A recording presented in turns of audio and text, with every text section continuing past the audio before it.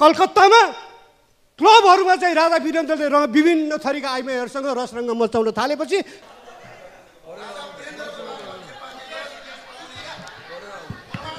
इतिहास पढेर मसँग बहस गरेर आउने मिस्टर। त्यस बेलाको स्टेट्सम्यानदेखि भारतीय पत्रिकाहरूले टिप्पणी गरे के हो र नेहरूले बाध्य गरेर इन्डियाको प्रधानमन्त्रीले बोले यो नेपालको राजाको तरिका ठिक भएन भनेर। माननीय सदस्य, मैले यहाँलाई समय दिएको छैन, त्यसैले आसन ग्रहण गरेर बसौँ।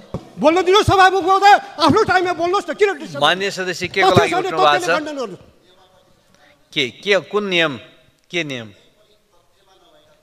म इतिहासबाट साबित गरेर देखाइदिन्छु। इतिहास पढेर आउने, मसँग बहस गर्ने भने इतिहास पढेर आउने। के अहिलेको प्रधानमन्त्री जनताले चुनेको हो कि अहिलेको राष्ट्रपति जनताले चुनेको हो? सीमित यही संसदभित्र भएका केही व्यक्तिले चुनेको। यदि दम, हिम्मत र क्षमता जनतामा जान सक्ने छ भने जनताबाट प्रत्यक्ष निर्वाचित कार्यकारी प्रधानमन्त्री गरेर स्वीकार्छौँ। त्यसपछि जुम्लामा हाउ गरेर आएको जस्तो होइन, इतिहास पढेर आऊ। बहस गर्ने भने आउनुहोस् न पढेर। काण्ड सम्झाइदेऊ। निर्मला पन्तको बलात्कारपछि हत्या भयो। तपाईँहरूका कति गृहमन्त्री फेरिए, कति प्रधानमन्त्री फेरिए, कति पटक वल्लो पक्ष सरकारमा गयो गणतन्त्रवादीहरू। एकजना निर्मलाको हत्यालाई अहिलेसम्म पत्ता लगाउन सकेका छौ? माननीय सदस्य, आसन ग्रहण गरौँ र माननीय सदस्यलाई बोल्न दिनुहोस्। मैले बोलेको इतिहास गलत हो भने इतिहासका पुस्तक पढाएर। माननीय सदस्य, समय लिएर बोल्नुपर्छ। त्यसले गर्दाखेरि माननीय सदस्यलाई मैले समय दिएको छैन, त्यसले आसन ग्रहण गरौँ र माननीय सदस्य बोल्नुहोस्। के भन्नु पाइन्छ मलाई थाहा छ। प्रजातन्त्र मासिँदैन, न यहाँ प्रजातन्त्र मासिन्छ न यहाँ लोकतन्त्र मासिन्छ। सिर्फ राष्ट्रपतिको ठाउँमा राजा राखिन्छ, बास यति हो। माननीय सदस्यहरू, यहाँ मैले बोल्न पाऊँ सभामुख महोदय? मेरो गएको समयको हिसाब होस्, यो डिस्टर्ब भएको समयको, यो मेरो समयको डिस्टर्ब। माननीय सदस्य, आसन ग्रहण गरेर बसौँ।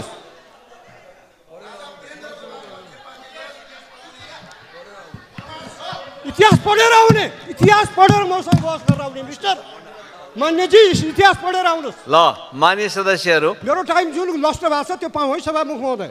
माननीय सदस्यहरू, म फेरि यहाँहरूलाई के सम्झाउन चाहन्छु भने माननीय सदस्यहरूले हाम्रो यहाँको प्रबन्ध व्यवस्था, खास गरिकन हाम्रो नियमावलीको आधारबाट हामी आफ्ना अभिव्यक्तिहरू दिन्छौँ। केही दिनदेखि केही साथीहरू यो व्यवस्था जोगाउनुपर्छ भनेर धेरै उफ्रिराख्नु भएको छ। उहाँहरू स्वाभाविक हो। यो व्यवस्था यस्तो व्यवस्था हो, चुनाव हार्ने हरुवा चरुवाहरू मन्त्री बन्दै यो देशको प्रधानमन्त्री बन्ने, चुनावै नजितेर पनि सांसद बन्न पाउने व्यवस्था हो। त्यो भएर यो 16 वर्षको इतिहासमा, अहिले यो 16 वर्षको इतिहासमा 14 पटक सरकार परिवर्तन भयो, झन्डै 1000 मन्त्री भए, 31वटा मुख्यमन्त्री भए, 30वटा प्रदेश प्रमुख भए, 3 जना राष्ट्रपति भए, 3 जना उपराष्ट्रपति भए, झन्डै 3000 त सांसद भए। अनि सबै मिलेर खान पाएपछि यो व्यवस्था उत्तम हो भन्नु उहाँहरूलाई स्वाभाविक हो। र अर्को कुरा, यो व्यवस्था उत्तम भन्नुपर्ने अर्को स्वाभाविक कारण के हो भने आज नेताका छोराछोरी जो यहाँ भाषण गरिरहेछन्, यी नेताका छोराछोरी र केही कर्मचारी र उच्च पदस्थका छोराछोरी युरोप अमेरिका पढ्ने तर गरिब दुखी जनताका छोराछोरी आज दुबई र खाडीमा गएर बेल्चा हान्नुपर्ने। 1 वर्षमा होइन, यो 16 वर्षमा 14,000 भन्दा बढी युवाहरू रातो बाकसमा लास भएर फिर्ता हुने, त्यो बनाउनका लागि यो व्यवस्था यिनीहरूलाई अझै चाहिएको छ। 26 खर्ब वैदेशिक ऋण भयो, त्यसका लागि व्यवस्था चाहिएको छ। अहिले पनि यो देशमा अहिले कर्मचारी, नेता र यिनीहरूको सांसद, यहाँका मुख्यमन्त्री, मन्त्री पाल्दा पाल्दै साना राजा, छोटा राजा, महाराजाहरू पाल्दा पाल्दै यो देशमा 1 वर्षमा 15 खर्ब रुपैयाँ खर्च हुन्छ। त्यो जोगाउनका लागि यो व्यवस्था यिनीहरूलाई चाहिएको छ। माननीय सभामा यो व्यवस्था जनतालाई चाहिएको होइन। के अहिलेको प्रधानमन्त्री जनताले चुनेको हो कि अहिलेको राष्ट्रपति जनताले चुनेको हो? सीमित यही संसदभित्र भएका केही व्यक्तिले चुनेको। यदि दम, हिम्मत र क्षमता जनतामा जान सक्ने छ भने जनताबाट प्रत्यक्ष निर्वाचित कार्यकारी प्रधानमन्त्री गरेर स्वीकार्छौँ। त्यसपछि होइन भने यहाँ आएर जे मन लाग्यो त्यही बोल्ने, व्यवस्थापाठी गर्ने। मैले हत्याराको कुरा गर्नुभएको थियो माननीयज्यूले। म आज अनुरोध गर्न चाहन्छु, मदन भण्डारीको हत्या कसले गर्यो? त्यो हत्या पत्ता लगाउँछु भन्ने मान्छे अहिले यो देशको प्रधानमन्त्री हुन्छ। मदन भण्डारीको हत्या पत्ता लगाउन कसले रोक्यो? त्यसको जवाफ यो संसदलाई चाहिन्छ। हत्याको कुरा गर्नुहुन्छ, राष्ट्रपति तपाईँहरूकै थिए, प्रधानमन्त्री तपाईँहरू हुनुहुन्थ्यो, संसदमा 2 तिहाई थियो। अनि मदन भण्डारीको हत्याको याद आएन? अरू साथीहरूले भन्नुभएछ मलाई, थुनियो। म एकजना व्यक्ति हुँ, तपाईँको यो उत्तम गणतन्त्रको बेला ललितपुरमा चामल बाँड्दा बाँड्दै 9 दिन सिडिओ कार्यालयमा थुनाइ पाएको व्यक्ति हुँ। र आज पनि अहिले पनि भर्खरै रापरवाका विद्यार्थी युवा नेता निराजन बमलाई तपाईँहरूले चितवनबाट एरेस्ट गरिराख्नु भएको छ। यो तपाईँहरूको लोकतन्त्र हो। अघि एकजना मान्यज्यूले भन्दै हुनुहुन्थ्यो, काण्ड सम्झाइदेऊ। निर्मला पन्तको बलात्कारपछि हत्या भयो। तपाईँहरूका कति गृहमन्त्री फेरिए, कति प्रधानमन्त्री फेरिए, कति पटक वल्लो पक्ष सरकारमा गयो गणतन्त्रवादीहरू। एकजना निर्मलाको हत्यालाई अहिलेसम्म पत्ता लगाउन सकेका छौ। र अर्को कुरा सम्झाइदिन चाहन्छु, बाँदरमुढे घटना याद छ? निहत्या नागरिकलाई बम हानेर मारे हो कि होइन?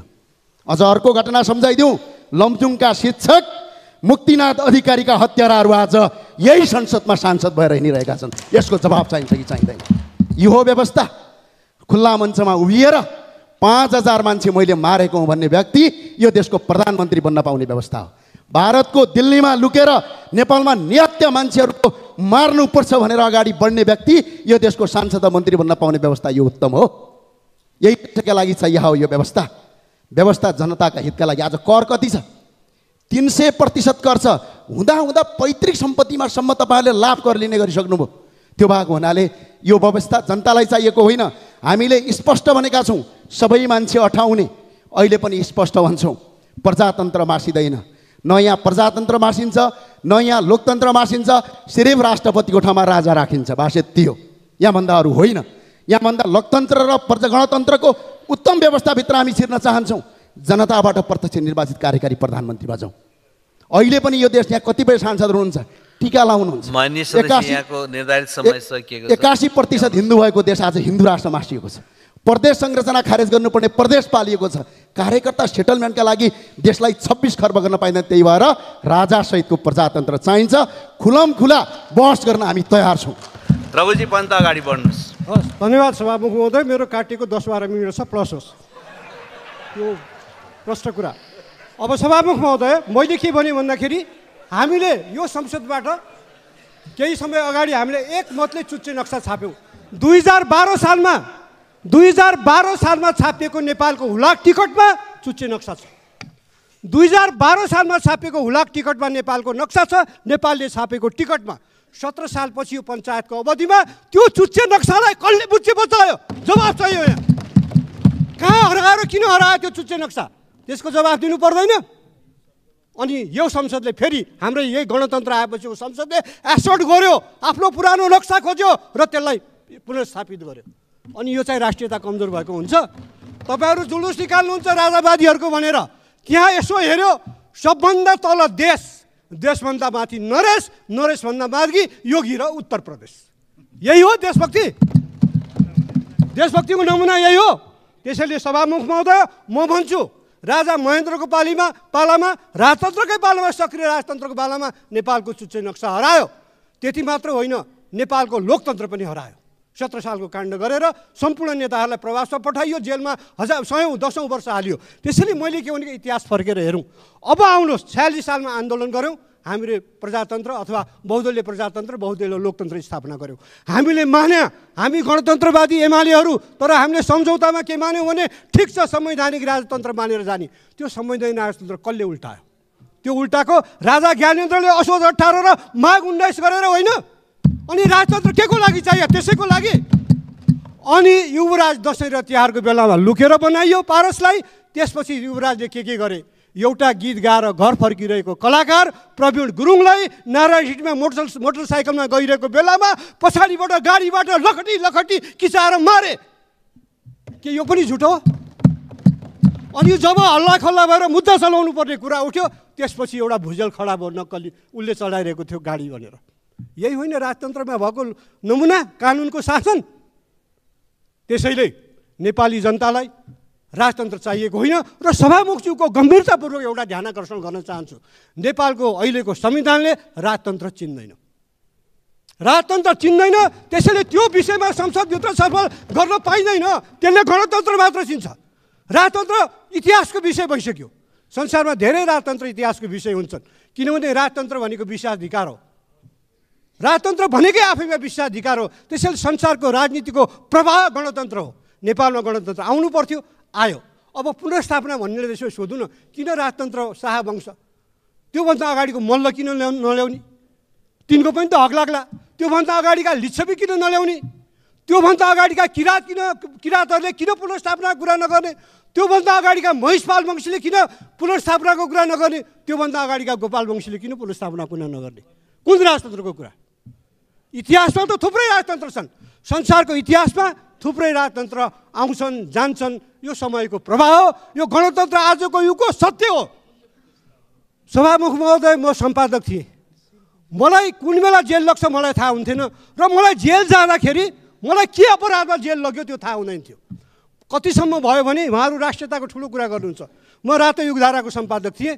के भयो भन्दाखेरि पूर्व पश्चिम राजमार्ग कम्प्लिट भएको थिएन। महाकाली पारीका 18वटा पुल माने टेन्डर गर्दाखेरि चिना कम्पनीलाई पर्यो र त्यो चिना कम्पनीलाई परेको पुल उल्टाउँछ। अब त्यो चाहिँ बाह्य दबावमा उल्टाइँदैछ भनेर मैले समाचार लेखे बापत मलाई अञ्चलाधीश कार्यालयमा बोलाएर बयान लियो। नभन्दै त्यसको केही दिनपछि त्यो 18वटा पुलको निर्णय उल्ट्यो। यही होइन देशभक्ति? यही होइन राजतन्त्रको देशभक्ति? यो त प्रमाण हुन्। गएर अखबार पढे हुन्छ त्यस बेलाको। त्यस बापत मुद्दा खेप्ने, त्यस बापत अञ्चलाधीश कार्यालयमा गएर बयान दिने मान्छे बन्यो। म दृष्टिको सम्पादक थिएँ। अञ्चलाधीश कार्यालयबाट सेन्सर गर्ने एउटा शाखा अधिकृत खटाइयो। उसले सेन्सर गर्यो। उसले सेन्सर गरेर हरेक हप्ताको अखबार उसले काटेको छ। मैले के लेख्दिने गर्दै आएको थियो भने त्यो बेलाको फाइल पल्टाएर हेरि हुन्छ यो पङ्क्ति अञ्चलाधीश कार्यालयले सेन्सर गरेको हुनाले यो ठाउँ खाली छ भनेर मैले त्यस्तै पठाइदिन थालेँ। त्यसमा अञ्चलाधीश कार्यालयले आपत्ति गर्यो, मैले मानिनँ। अनि त्यही दृष्टिका अङ्कहरूको आधारमा मलाई राजकाज मुद्दा चलाइयो। अनि बयान लिए कसले? नरेन्द्र कुमार चौधरी भन्ने एकजना अञ्चलाधीश थिए। रणबहादुर चन्दजी त्यो बेला डिआइजी हुनुहुन्थ्यो। उहाँहरूलाई लिएर 45 दिन थुनेपछि चाहिँ अनि फैसला गर्ने बेला के अरे भन्दाखेरि तपाईँको चालचलन राम्रो भएर छोडिया छ। मेरो चालचलन कहिले बिग्रिएको थियो र? तिनको प्रमाण चाहिने हो मेरो चालचलन कस्तो छ भन्न। यसरी आधारहीन रूपले थुनिन्थ्यो। 9 महिना मलाई रसुवा लगेर थुनिन्थ्यो। यहाँ जेल छँदै थुनियो। किन थुन्यो आजसम्म मलाई थाहा छैन। शान्ति सुरक्षाको पुर्जी दियो। म एउटा हातमा कलम लिएर हिँड्नेबाट यो देशलाई के खतरा थियो? यो देशको राजतन्त्रलाई के खतरा थियो? तर हो, मैले डेमोक्रेसीको पक्षमा, लोकतन्त्रको पक्षमा आवाज उठाएको थिएँ। साथ त्यसैलाई त्यो बेलाको राजतन्त्रले खतरा बोल्यो। त्यसैले सभामुख महोदय, इतिहासले के भन्छ भनेको राजतन्त्र भनेको षड्यन्त्र हो। षड्यन्त्र यो नेपालको राजतन्त्रको लागि मात्र होइन। लिच्छवीको हेर्नुहोस् त्यस्तै छ, मल्लको हेर्नुहोस् त्यस्तै छ, अरू संसारको राजतन्त्रको पनि इतिहास त्यस्तै छ। जयप्रकाश मल्ललाई कसले थुनेको थियो शासनको लागि? आफ्नै स्वास्नीले जेलमा हालेको थिए। राज्यप्रकाश मल्लको आँखा पाटनमा कसले फुटाइदिएको थियो? त्यसैले राजा राम्रा छन् भने त कसले मान्दैन? हामी पृथ्वी जयन्ती मनाउँछौँ होइन? हामी पृथ्वी जयन्ती मनाउँछौँ। हामी बहादुर शाहलाई कदर गर्छौँ।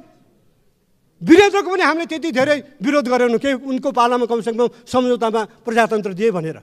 त्यसैले हामी बहुदलवादीहरू विवेकी हुन्छौँ। हामीहरू लोकतन्त्रलाई विश्वास गर्छौँ। हामीहरू जनताको भावनालाई विश्वास गर्छौँ।